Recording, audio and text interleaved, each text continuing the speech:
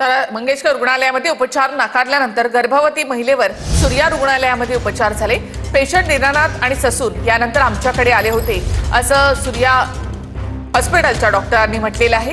रुग्णांवर आवश्यक सर्व उपचार आम्ही केले असं देखील सूर्या हॉस्पिटलकडून सांगण्यात आलेलं आहे। डिलिव्हरीनंतर पेशंटची प्रकृती स्थिर होती असंही त्यांनी म्हटलं। कार्डियाकवर उपचारासाठी मणिपाल रुग्णालयामध्ये पेशंटला पाठवलं असंही त्यांनी म्हटलं आहे। दीनानाथ मंगेशकर रुग्णालयाकडून एक खुलासा आलेला आहे। याच संदर्भात बोलण्यासाठी आपल्या सोबत सूर्य हॉस्पिटलचे डॉक्टर्स आहेत। सर, काय सांगाल?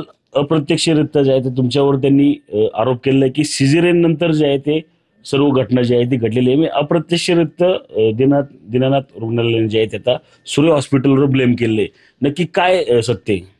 त्यांच्या आरोपांविषयी आम्ही बोलू इच्छित नाही, पण आमच्याकडे पेशंट आल्यानंतर आम्ही जी काही त्याला मदत करण्याची गरज आहे, क्लिनिकली त्याला स्टेबल करणं, त्यानंतर डिलिव्हर करणं, त्यानंतर बाळांचा जन्म झाल्यानंतर त्यांना NICU मध्ये ट्रीटमेंट देणं, या सगळ्या गोष्टी प्रॉपर केलेल्या आहेत।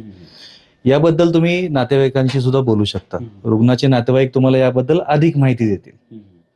पण त्यात एक असा देखील उल्लेख केलेला की शस्त्रक्रिया झाली त्यानंतर कॅन्सर देखील लपून ठेवण्यात आलेला होता। नक्की कॅन्सरचं ते पेशंट होतं की नव्हतं? नाही, त्याबद्दल आम्ही बोलू शकत नाही, कारण इमर्जन्सी मध्ये पेशंट डिलिव्हरीसाठी आलेला आहे।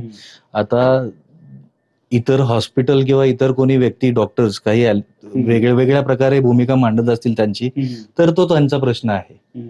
त्याबद्दल आम्ही बोलू शकत नाही।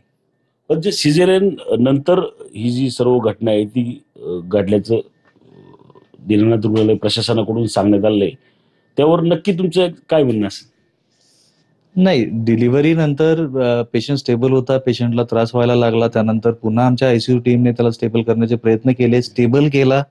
त्यानंतर आम्ही पेशंटला आमच्या डॉक्टरांनी कार्डियाक काही इश्यू आहे का सस्पेक्ट केल्यामुळे मणिपाल हॉस्पिटलला कार्डियाक फॅसिलिटी जवळपास अवेलेबल असल्यामुळे आमच्या अँब्युलन्स मधून आमचे डॉक्टर सोबत होते आणि तिथपर्यंत पोहोचवले।